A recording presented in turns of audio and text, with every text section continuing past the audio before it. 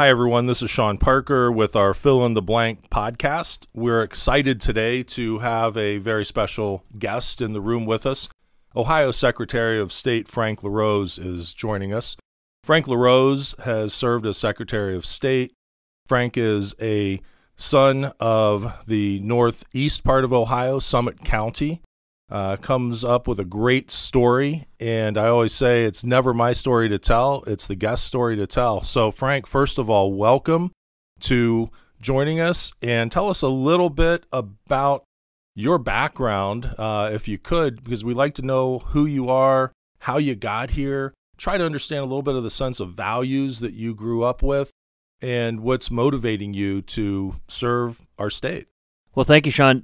I was blessed to be mentored by some great men as a young person growing up in the Akron area. I had the chance to work on a family farm, learn the value of hard work and getting the job done. That's something that I still really treasure. In fact, I go back there every year and help when it's time for hay baling, which is kind of a labor-intensive job on the farm. And so that's kind of my recreation a couple times every summer to go bale hay at Bender's Farm in Copley. Also had the chance to grow up in a family that owns a small business, and so those kitchen table conversations were all about how to grow that business, how to make sure that the 200 Ohioans that come to work there every day can continue to have that opportunity, and so those are values that I have as well. And I think also a really formative experience for me was participating in the Boy Scout program. We were just talking about that. I'm an Eagle Scout.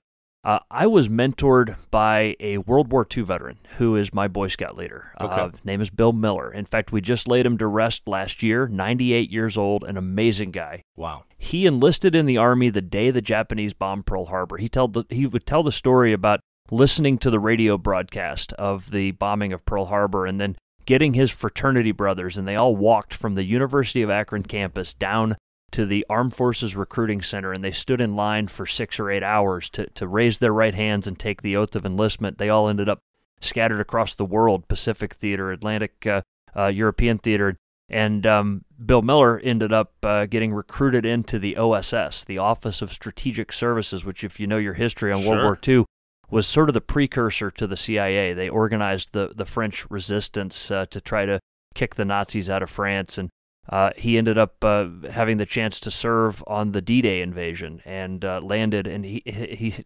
typical humility, he would always say, well, I was like on the third wave. It wasn't that bad by the time we got there. Yeah, right. He went back to Normandy just a few years ago, and this is the dignity of an old soldier. He was worried about looking dignified as he walked on the beach, and so he wanted a cane that wouldn't sink into the sand, and he got one with a big wide base on it so he could walk out on the beach on his own and show people that he was there for the 75th anniversary. And just an amazing guy. Had the chance to cross Europe with Patton. Had the chance to liberate a concentration camp. So here he was as a young 22-year-old infantry officer liberating a concentration camp. We believe one of the first Americans to enter a concentration camp on the day that they started finding all of these. And he liberated the Orndorff Nord concentration camp, told the stories about seeing bodies stacked up like wood. Wow. Talked about seeing smoldering cigarettes still in the ashtrays because the Nazis had just fled. He was part of that effort to gather the village citizens from the German countryside and make them come and start digging graves so that they saw the horror that they had allowed to happen right in their own backyard. And so those were the stories I got to hear around the campfire. Yeah. I mean, as a kid, hearing stories like that had a profound impact on me, and I knew from a young age that I wanted to be like Bill. I wanted to be like Bill Miller. I wanted to do something useful. I've always been a deeply patriotic person as well, and so for me, the right choice when I turned 18 was to enlist in the armed forces. I left just a few weeks after high school graduation. Had the chance to serve as an Army engineer with the 101st Airborne Division, deployed to combat with them. And I was looking for a new challenge, and a guy from my church, actually at the time, talked me into trying out for the Army Special Forces. I became a Green Beret, had the chance to travel around the world with my best friends, and earned a Bronze Star for my service as a Green Beret. And after many years of active duty, I decided it was time for a formal education, although I got a great education in the Army. And so I went to Ohio State, earned a business degree, and got involved in politics. At that point, I was in my late 20s. I was too old to join a fraternity, and so my social circle ended up being people that worked on campaigns. Okay. And it was kind of like, hey, if you come in and volunteer on this campaign, you can get free beer.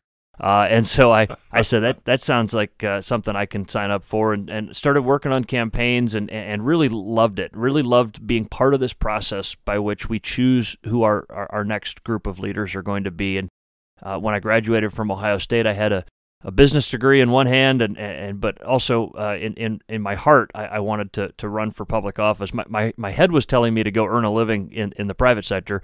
My heart was telling me to run for public office, and I'm glad I listened to my heart. I ran for an unwinnable, quote-unquote, state Senate seat in Akron. I was running as a Republican in a very Democratic district, and we surprised a lot of people by winning that in 2010, and had the chance to serve for 8 years in the state Senate, and subsequently decided to run for Secretary of State, really because of the mission of this office. And to be clear, I always joke that the average person doesn't know we have a Secretary of State. I think that might have changed in 2020. But if you were to ask the person on the street, what does the Ohio Secretary of State do? They may tell you that the Ohio Secretary of State, negotiates peace treaties with Michigan. Of course, that's not what the Constitution empowers the Ohio Secretary of State to do, but as a proud Buckeye, I'd never negotiate peace with Michigan. We'll anyway. never have peace with Michigan, yeah, will we? Nor do we want it. But here's what the office does do, and here's what the Ohio Constitution does require of me in this office. We help people vote, and we help people start businesses. We're that front door for new entrepreneurs when somebody wants to begin living their American dream, just like my great-grandfather did of owning a business. That starts at the Ohio Secretary of State's office. We're proud to do that. But we're also, my responsibility is to work with Ohio's 88 county boards of elections and to make sure that free men and women have the chance to cast a ballot, that it's convenient to vote, which it very much is in Ohio, but also that it's secure. And the integrity of our process is something I'll never compromise, and that's something I'm really proud of, the work we've been able to do to make sure our elections remain honest in the state of Ohio. So I wake up every morning excited to do this job because I love the work of this office. Let me ask you a question on that. You mentioned 88 county elections, and there's a question that's floating around in our society right now about election integrity and how we have one great, simple process, but yet we have 50 states that each hold an individual election. So there's 50 times the number of counties that are out there. So in Ohio, we have 88 counties. A state like Georgia, for example, with fewer people, I believe has 188 counties.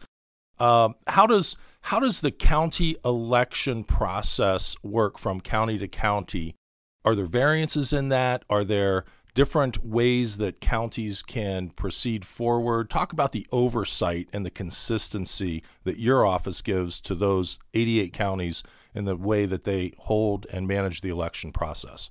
Well, first of all, as conservatives, we believe in decentralized power. We don't trust centralizing power on something as important as elections administration. And so in many ways, the decentralized local nature of our elections is a feature, not a glitch. I mean, it is something that we have built into our system of elections over 240 years of American history, and it's something that we still have to defend. Now, with that comes some challenges, of course, with 88 different counties doing it their own way, that sometimes that creates some inefficiencies, and we work to address those. But we really do want local control of our elections. And to be clear, in Ohio, your county board of elections is a completely bipartisan enterprise. I mean, when it feels like in Washington, Republicans and Democrats can't agree what day of the week it is, your county board of elections is a completely bipartisan organization. And having visited all 88 of them, honestly, what you have there are patriotic election professionals who do their work and are proud of the work that they do. It's hard sometimes to tell who's an R and who's a D. Somebody may have a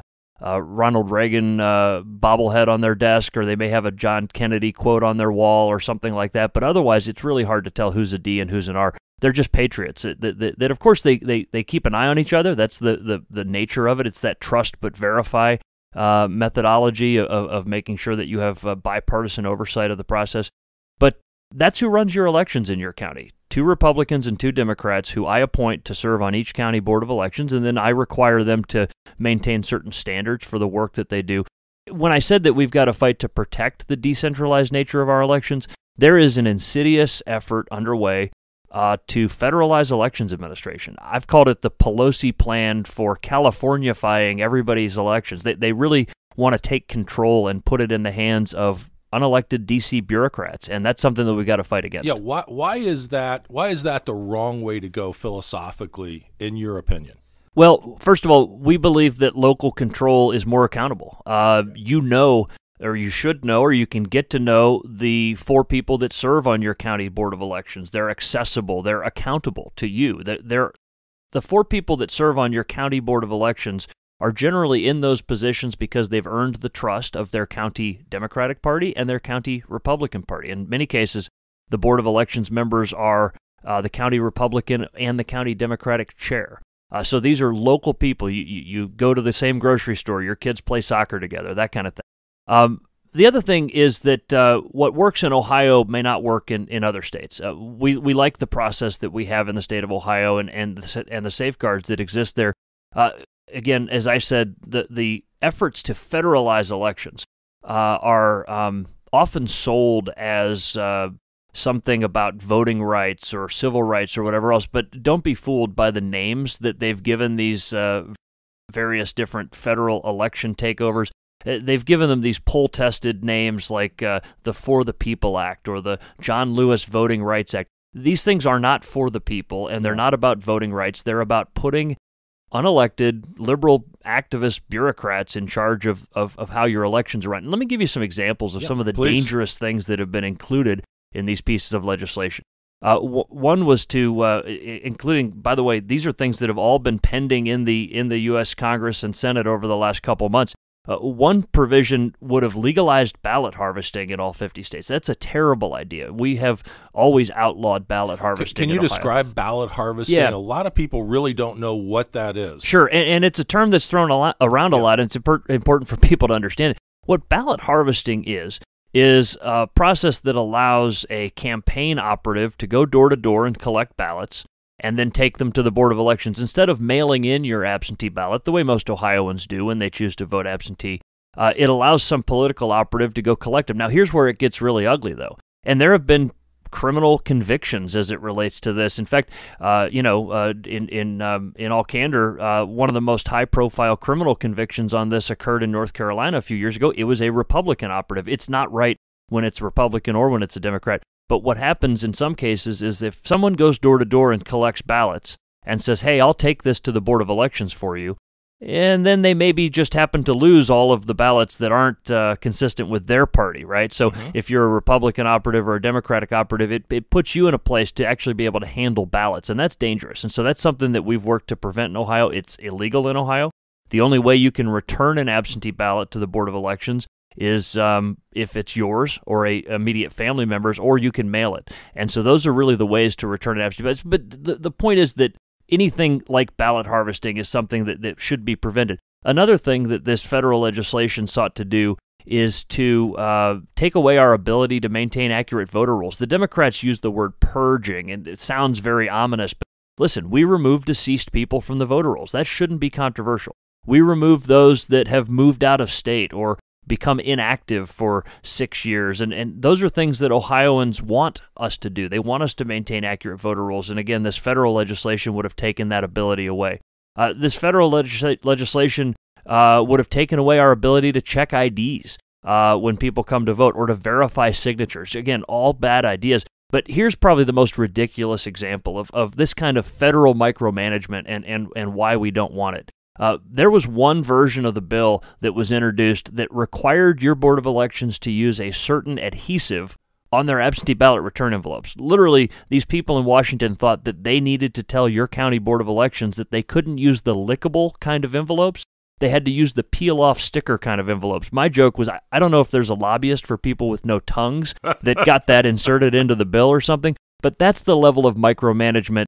Listen, I don't tell your Board of Elections what kind of adhesive to use on their envelopes, for heaven's sakes. We certainly don't want bureaucrats in D.C. doing that. So thankfully, we've been able to defeat those pieces of federal legislation thanks to some reasonable Democrats like Joe Manchin and Kristen Sinema. I mean, I think Joe Manchin realized he couldn't go home to the Mountaineer State in West Virginia and tell people, hey, y'all, I just legalized ballot harvesting in all 50 states. So thankfully, we've been able to kill these efforts, but we have to be vigilant because it keeps coming back from the dead. I called it a zombie piece of legislation because every time we kill it in the Senate, they introduce it again, and we have to keep fighting against it. What about the Democrats in Ohio in terms of initiatives that they think we Republicans are off center on? Anything particular that they're pushing for that we should be cautious about, or that our radar should be up saying, hey, maybe something's not right here? Well, first of all, their rhetoric is very much overheated.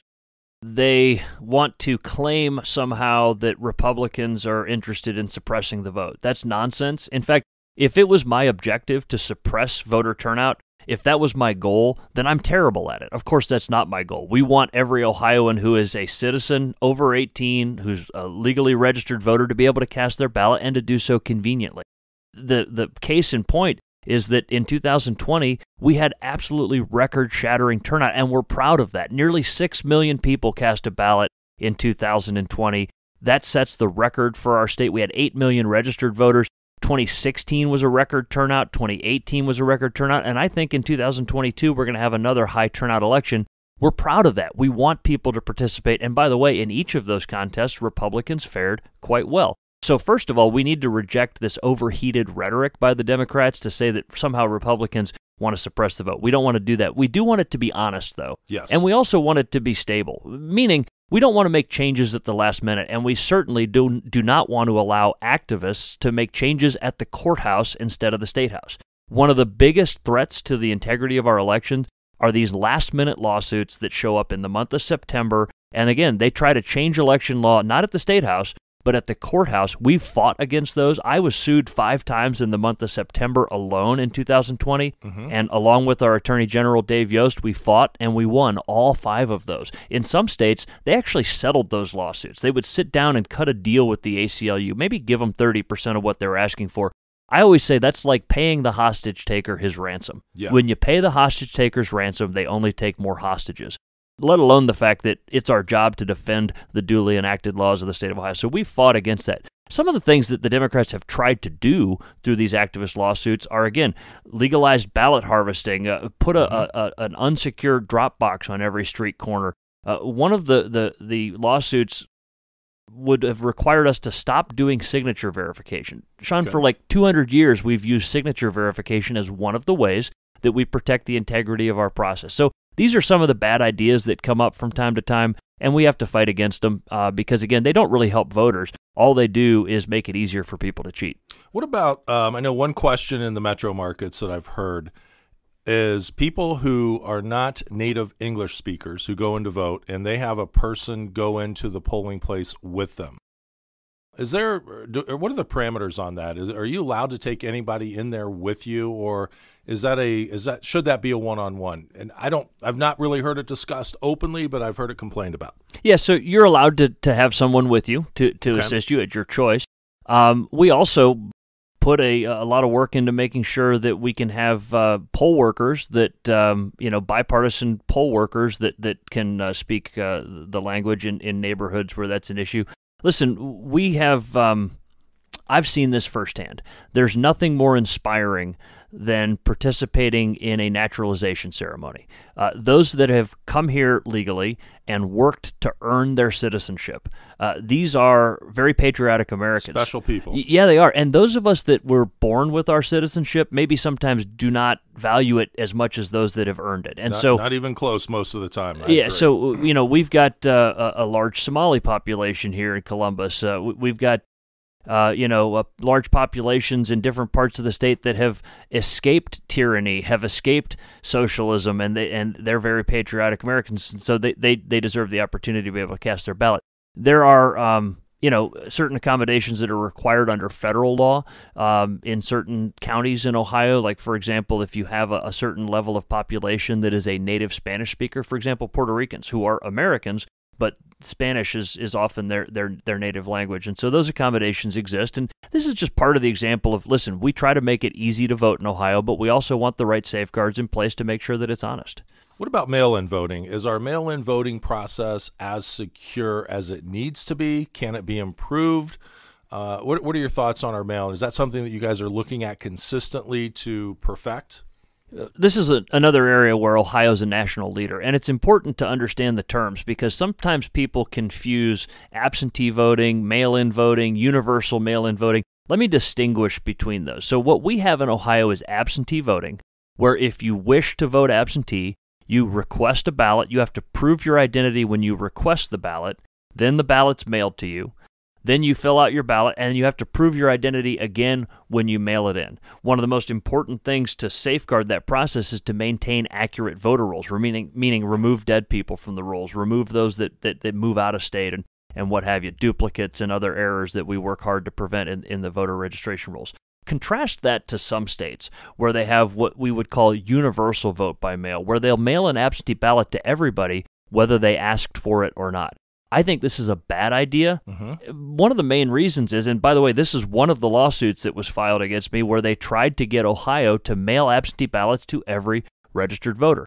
The problem with that is it takes the choice away from the voter. Ohioans like the choice. They can choose early voting in person. They can choose absentee voting from the comfort of home, and they can choose election day voting. Ohioans like those choices. But the other problem with it is, unless you maintain perfect, accurate voter rolls, which is a near impossibility, right? Because it's a dynamic list. People are constantly moving, turning 18, dying, what have you. It's a lot to upkeep. Yeah, unless you have a perfectly accurate voter roll. If you send out an absentee ballot to every registered voter, whether they asked for one or not, you're going to be mailing ballots to people that are deceased, people that have recently moved, have the wrong address, etc. And so that's something that we fought against in Ohio. We are not for universal vote by mail where people don't get a choice in the matter. But what we do have is a secure absentee voting process. Let me talk about some of the safeguards. I already talked about the voter list maintenance. That's one of the most crucial things that we do. Please do. The identification requirement. We make people prove their identity when they request it and when they send it in. We check signatures. It is a human process to have a Republican and a Democrat at the Board of Elections look at that signature and make sure that it matches your signature on file. In Ohio, you can also track your ballot. Just like you track a package you order online, and if you don't want it to be stolen off your porch, you want to keep track of when that thing gets delivered or whatever else, you can do the same thing in Ohio at voteohio.gov, the official Ohio Secretary of State website, where you can track your ballot and make sure that it's actually received by the Board of Elections on time. One of the great advantages of voting absentee, quite honestly, is you can be the most informed voter possible. Think about this. This is what Lauren and I do. It's like you're allowed to cheat on the test when you get your ballot. And Shawn, even as involved as you and I have been in politics over the years, I think we'll have to admit that there have been times that you get down to the bottom of the ballot and you're trying to remember which judge was it that I wanted to vote for, which city council candidate was it who shared my values. And so when you vote absentee, you don't have to memorize that or walk in the polling place with a list. Lauren and I have several times in the past, we'll put our kids to bed one night, we'll sit there at the kitchen table, we'll vote our absentee ballots together with our laptops in front of us so we can Google the candidates and check them out. In the time it would take you to organize your sock drawer, you can cast the most informed ballot you ever cast, and then go online and track it to make sure that it's received by the Board of Elections. Some counties even, by the way, have a feature where they will text you once the ballot has been received, and you know that it's under lock and key bipartisan custody once it's received back at the Board of Elections. So that's the way that Ohio does it. Contrast that to the way that other states do it, and again, it makes us really a gold standard, a national leader in election integrity. You haven't seen my sock drawer. So that's fair. No, that's it's wonderful. I mean, we have so many options. The safety, the trackability. I looked at that particularly in the last election cycle. I know a number of people who did mail-in voting. They tracked their ballots. They saw it arrive. They felt very secure about it, and that's an amazing thing. it's technology put to work, and technology that's working for the people and giving us a better sense of safety in what we're doing. Let's talk about, in terms of your first 4 years as Secretary of State. What learnings did you have? What happened to you that you expected, but more importantly, what did you not expect? And then where do we carry that forward into a potential second term with where you're going to take that learning forward? Yeah, I ran for this office knowing that it wouldn't be easy. I ran for this office because I have a passion for honest elections and free market entrepreneurship, the two things that we do here. Of course, none of us knew early in the last few years what we were getting ourselves into, right? My wife has said there have been 51 Ohio Secretaries of State, 50 before me. I don't think any of them have dealt with the kind of uncertainty and really unprecedented challenges that we faced, but we faced them head on. In many ways, my military experience helped prepare me for this. I'll give the 2020 election as an example.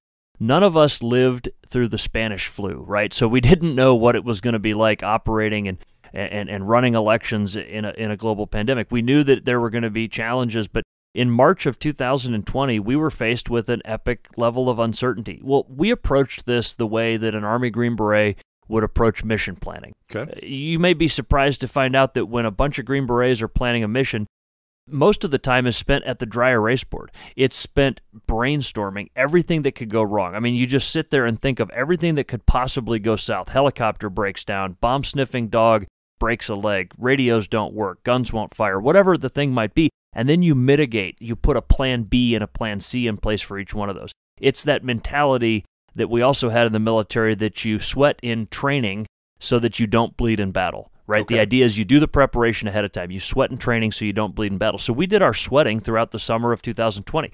We did a weekly conversation with elections officials that we called the Ready for November Task Force. We thought of everything that could go wrong, and we put a plan B in place to mitigate against that. And it paid dividends. One of the ideas that we had was that electronic poll book that's used to check people into their polling location, check their signature, check their ID, any piece of electronic equipment could fail. So we told the boards of elections they have to have the old backup 3-ring binder.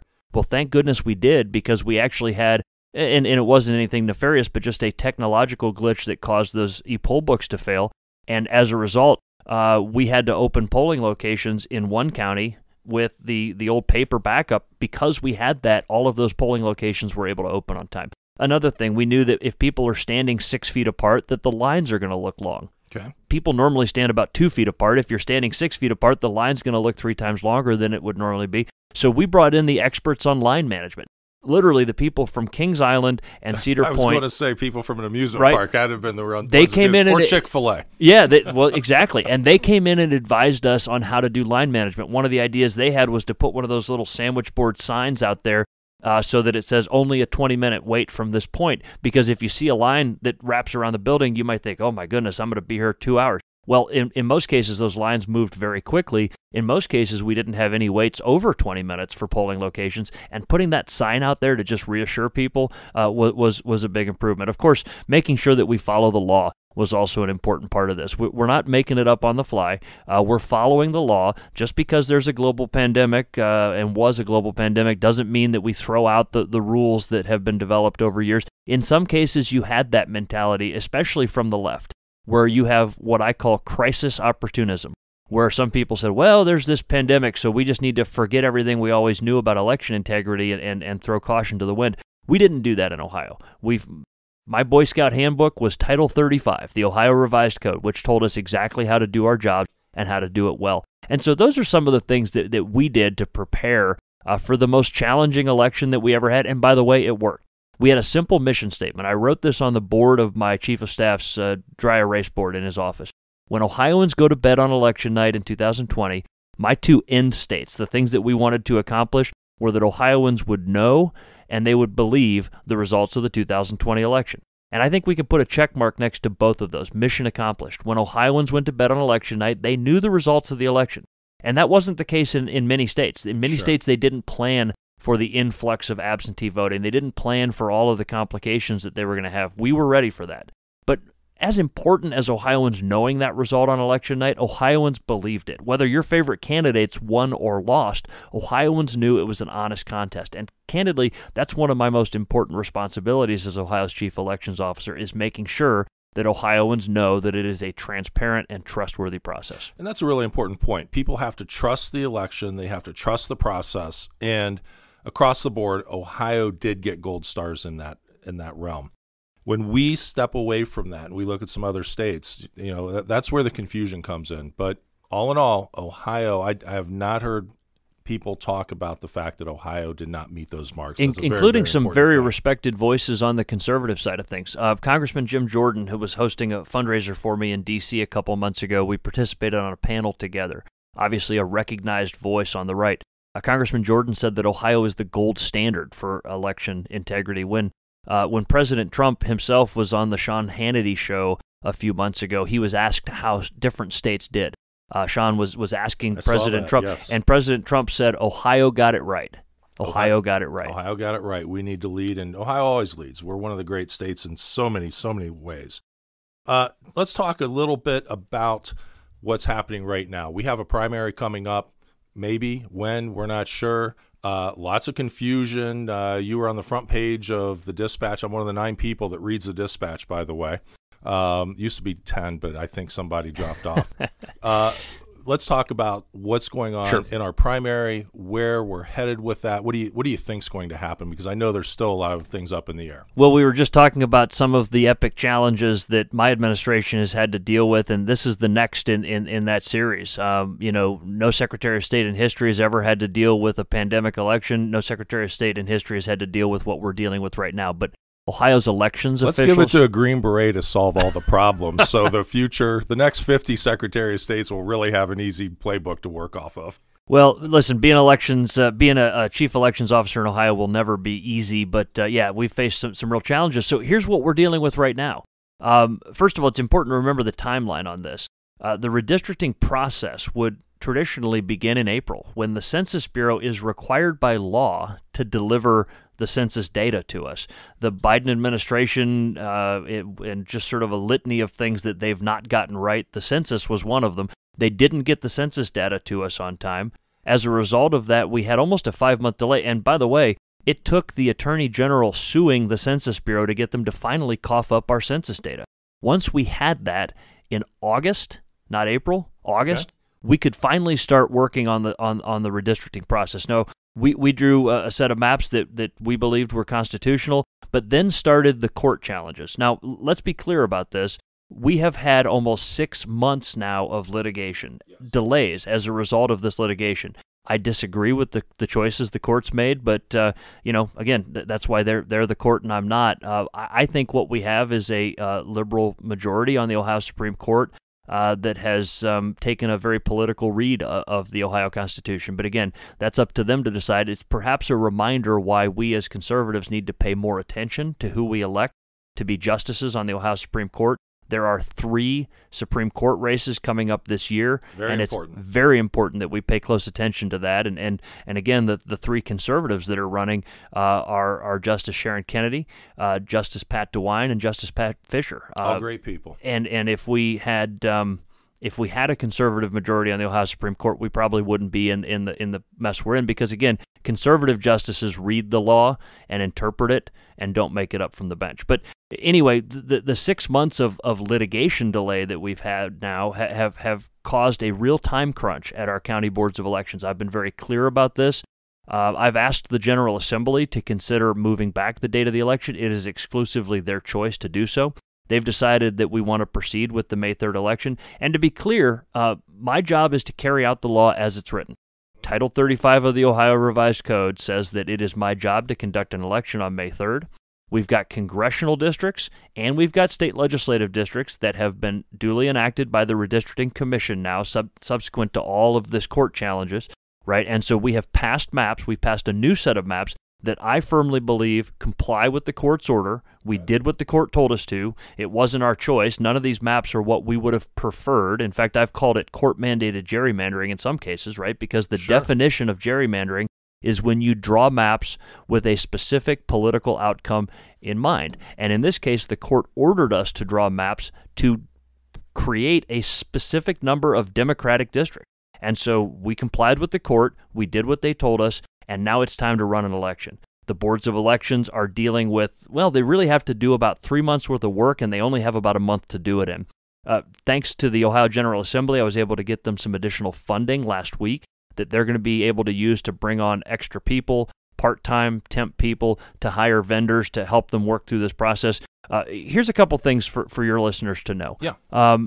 You can find where the new maps are on our website, which is voteohio.gov/districts, okay. voteohio.gov/districts. That's the trusted source for information. We even created a Find Your District tool. My team put in some extra time over the weekend to build that, and that Find Your District tool at voteohio.gov/districts allows you to type in your address and find out which state legislative, state house, or state senate, as well as congressional district you're in. So we've got those maps. we're working to get this done in absolutely record time. And the work that happens at the boards of elections, sometimes the average person doesn't pay attention to. They make it look easy, but it really takes about 90 days, 3 months worth of preparation to get everything in place. And that includes a lot of the safeguards. But let me be clear about something.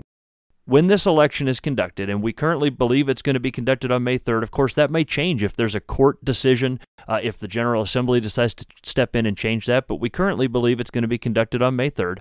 When Ohioans show up to vote, whether they choose early voting or absentee voting or election day voting, they will have a secure, accessible process. We are not going to ever cut corners when it comes to the integrity of our elections or when it comes to the accessibility of our elections. We believe everybody ought to be able to be a part of the process and that it will be honest. And that's exactly what we're going to deliver. Once again, it's going to take a monumental effort by our boards of elections, but I have every confidence they'll get it done. Great, great.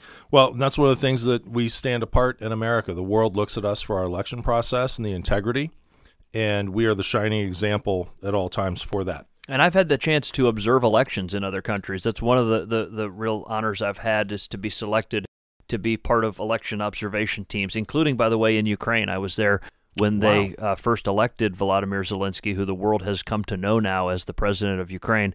And I've had the chance to observe elections in places like Kosovo as well. It's been a really interesting thing. And you're right, we are a shining example.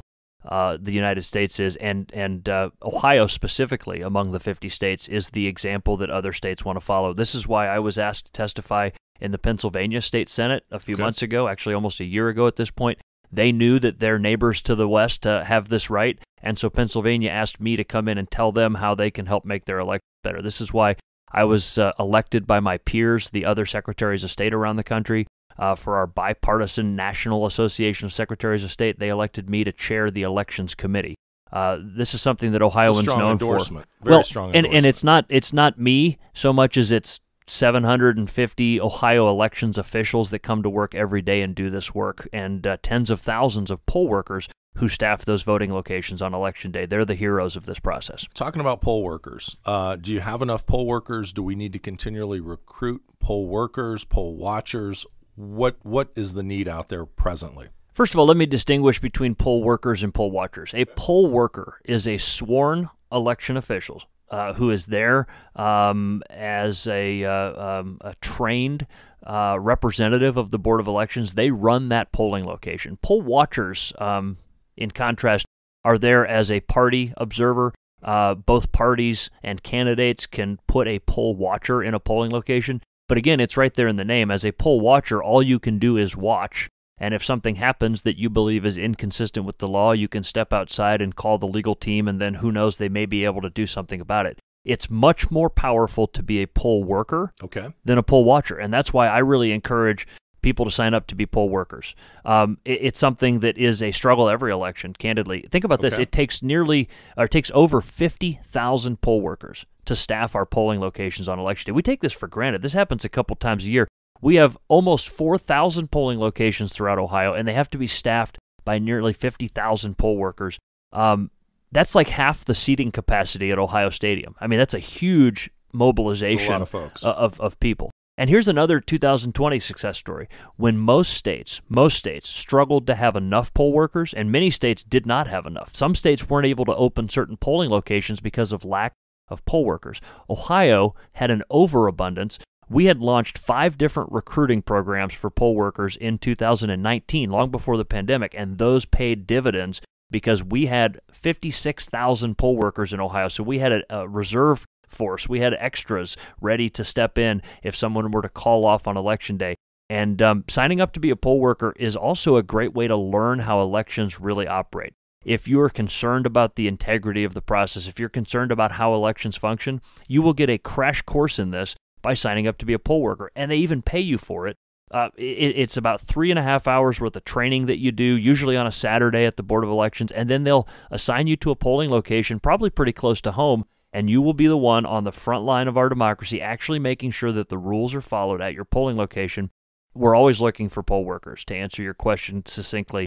And the place to sign up, again, is our website, voteohio.gov, voteohio.gov. If you sign up, your county board of elections will call you and schedule you for training. And one of the other programs that a lot of people don't know about, one of these recruiting programs that we started, is that 17-year-old high school seniors can be a poll worker in Ohio. So actually, before you're eligible to be a voter, you can be an election official in your hometown. And what a great thing to put on a college application or a job application. It really shows a level of dedication to the civic engagement in your community by signing up to be a poll worker. And again, that journey starts at voteohio.gov. And a great way to bring our young people in and get them involved in the political process. So anything else that you want to add? We've had a great time hearing about what you do, what you're going to do, what you've done.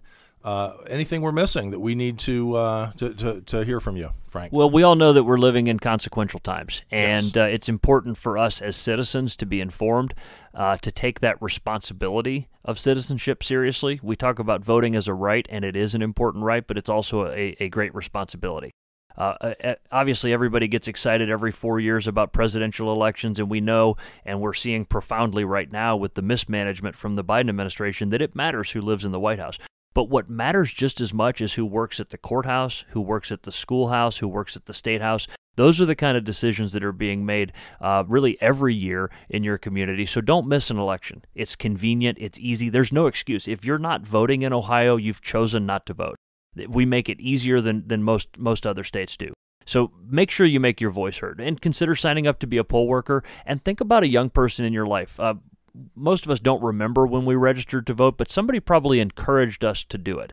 I have a little brother who turned 18 a few years ago, and I put a voter registration form right there in his birthday card. And so, a great idea. as a parent, as a grandparent, as a coach, as a church leader, as a scout leader, think about encouraging the young people in your life to become registered voters. It's easy to do. Again, you can register online at voteohio.gov as long as you've got a state ID or driver's license. And that's an important thing to do. So listen, I thank you for the opportunity to be part of this conversation. I love the work we do. And again, to bring it full circle, the Ohio Secretary of State's office is all about two things: helping people vote and helping people start a business. Two things that are really foundational to our way of life. Two things that are very much empowering to be an entrepreneur. Shawn, as you know, that's not an easy way to earn a living, but it's a very fulfilling thing to do, and it's a way to create generational wealth and do something good for your community. Entrepreneurship really transforms families and transforms communities, and that starts at the Ohio Secretary of State's office. And also the ability to be a voter, to be a candidate, to participate in the civic life of our state. All of these are the responsibilities of the Ohio Secretary of State's office, and I'm honored to do this work every day. I always say I'm glad my great-grandparents came to the United States and gave me an opportunity to be here where I could be anything that I want to be when I grow up. I'm still trying to figure that out a little bit. Our guest today has been Secretary of State Frank LaRose. Frank is very accessible. You will see him in the community on a consistent basis. He'll be speaking all across the state of Ohio, one of the most accessible public figures that we have in our government today. We thank you for that. We thank you for everything that you're doing. We hope that you continue to serve the people of Ohio, and we are here for you to help along that way. As Ohio leads by example, we lead in thought, we lead in deed. Thank you. Thank you, Shawn. Hey, thanks for giving us your time to listen. You've been listening to Fill in the Blank with Shawn Parker, where we talk about the issues of politics and the geopolitical marketplace, as well as economics. If you like our channel, please subscribe to us at Fill in the Blank on YouTube, and be sure to listen every week as we come back to you with some of the most thought-provoking people of the day. And learning is always the key to what we're trying to do.